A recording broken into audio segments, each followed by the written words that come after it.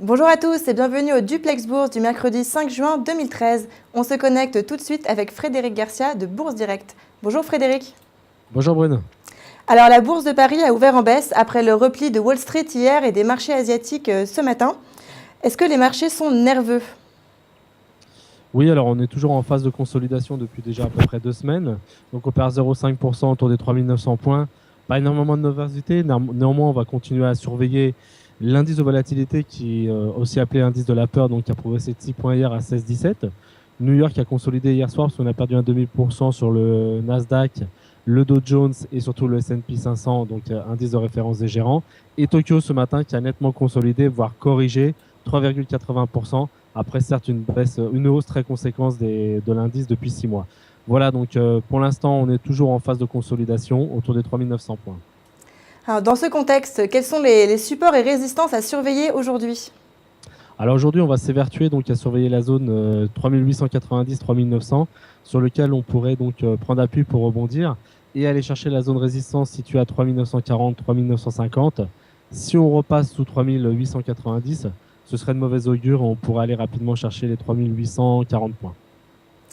Du côté des valeurs maintenant, Carrefour est la plus grosse baisse du CAC ce matin, suite à une dégradation de HSBC. Alors est-ce que vous pouvez nous en dire un petit peu plus ?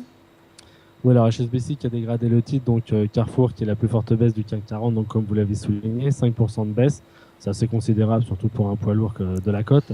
Voilà, donc on est passé de neutre, ils sont passés de neutre à sous-pondéré sur le titre, avec un objectif réduit de 22 à 21.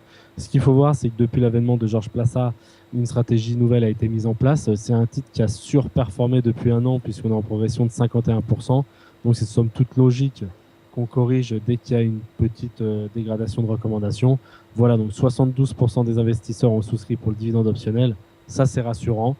Et Carrefour continue sa politique d'expansion sur les pays émergents avec un nouvel hyper au Maroc à Fès et le 220e hyper ouvert en Chine. Donc voilà, on continue donc à se développer du côté de Carrefour. Et pour l'instant, c'est une simple correction sur le titre.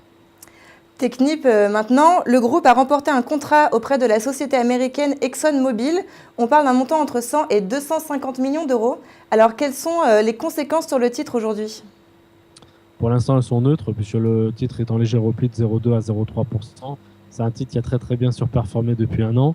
Voilà, donc c'est un contrat certes assez conséquent en termes de montant. C'est dans le subsea, donc sur les fonds sous-marins. Il faut dire que Technip excelle aussi bien en onshore sur terre qu'en offshore en mer et donc en subsea sur le fond sous-marin. Voilà, donc un contrat qui devrait être relatif à court terme.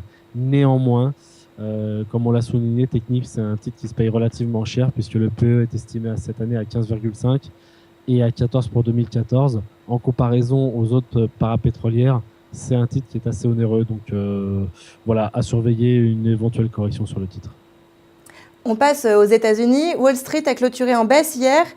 Les marchés américains sont sur la défensive. On attend beaucoup d'indicateurs, notamment les chiffres mensuels du chômage. Donc, à quoi faut-il s'attendre à l'ouverture ? Alors pour l'instant, les futurs américains plaident pour une ouverture à la baisse de l'ordre de 0,3 à 0,4% sur chaque indice.